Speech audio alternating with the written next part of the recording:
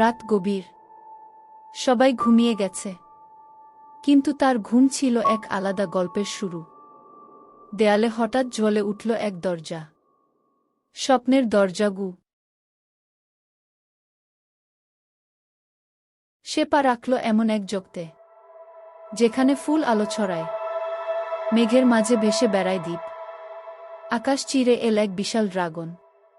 সে জানত এটা শুধু স্বপ্ন না, এটা ছিল তার নিজের কল্পনার জগৎ। ড্রাগন তাকে নিয়ে গেল এক জাদুর আয়নার সামনে। আয়নার ভিতরে সে দেখল নিজেকে সফল হাসি মুখে। ড্রাগন তাকে নিয়ে গেল এক জাদুর লড়েছে, জিতেছে।